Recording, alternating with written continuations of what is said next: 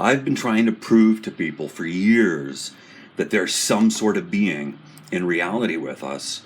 And I don't know if it's God or I don't know what it is, but there is some sort of intelligent being in reality with us, and it can be easily proven. And I've been trying to gather proof and show people, because whatever it is that's manipulating humanity, like robots, it's doing so in mathematically patterned ways to create proof of of its abilities to do so to us.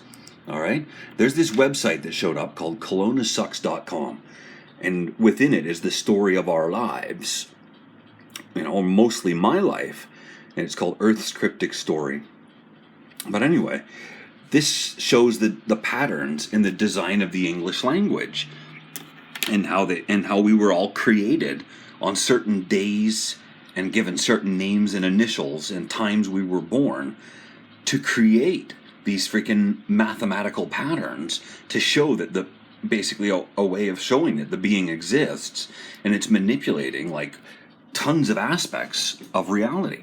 But anyway, so there's this really trashy language story here that was created with the Canadian people. And this is actually a picture that I took a long time ago.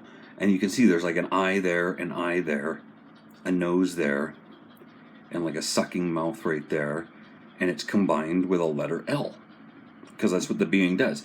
One of the things that it does is it creates artwork that also incorporates letters of the alphabet and number symbols and stuff like that, so it can convey meaning to people with cloud art. All right, and the reason it does clouds is because a cloud, or basically if you take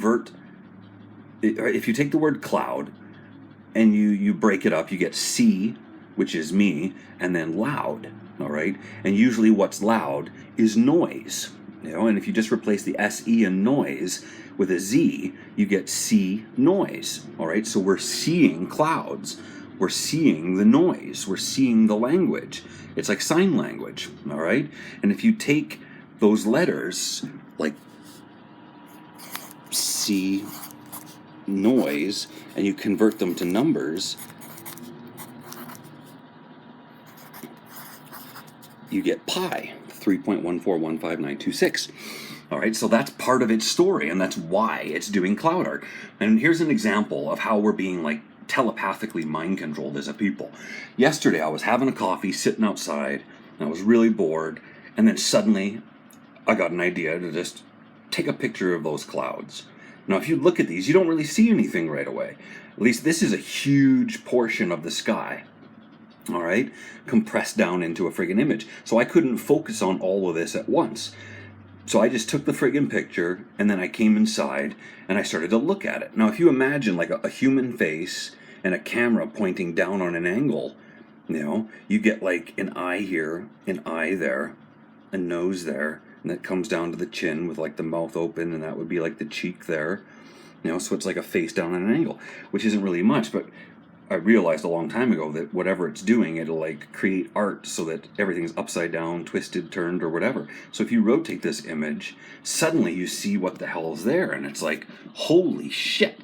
Like you should be able to clearly see, like right away, as soon as I flipped it, I was like, oh my God, it's a freaking woman's face. You get an eye here, an eye there, a nose bone there, and a weird nose there, and a bit of a cheek there, and then a freaking mouth down here, and a chin going up the side of the head, and then all this dark stuff is like a poofy haircut.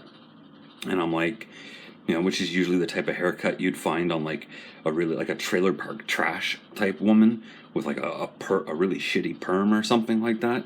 So I'm looking at this, and as I started looking at it more and more and more, I started realizing this is like some sort of cryptic message in the freaking artwork. All right, now this whole story is about myself and a woman named Erin. All right, that's E-R-I-N. Now, if you look at this, you have an E right there, kind of like when you're little kids and you write bubble letters.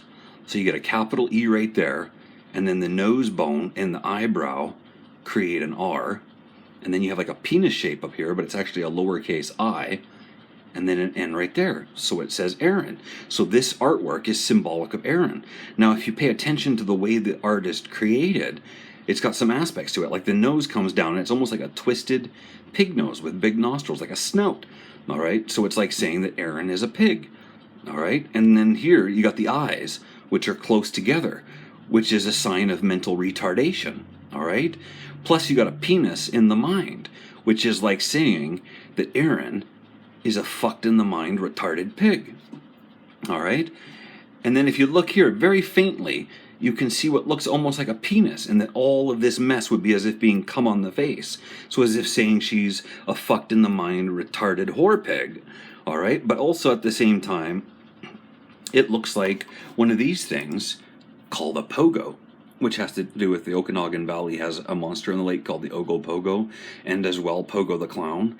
But you know what a pogo is? Like, so basically you'd have like a stick here, and then like a thing there, but it's all brown, all right? Which is, and you know, like a pogo is pretty much like really disgusting shit, all right? So in a way, it's like the being of reality is like saying, you know, it's kind of like a penis ejaculating on a face, being symbolic of a dumb whore, you know, but it's also like a pogo on a stick, but it looks like a piece of shit on a stick. So as if she's a shit eater, you know, or like eat shit, Aaron. You know, something like that. And it's like, so it's basically like this whole freaking artwork, the way with the trailer park trash type haircut, being cum on the fucking face like a whore, like a trashy trailer park whore pig, you know, a retarded, deranged, fucked in the mind, you know, retarded, disgusting pig whore, shit-eating pig whore.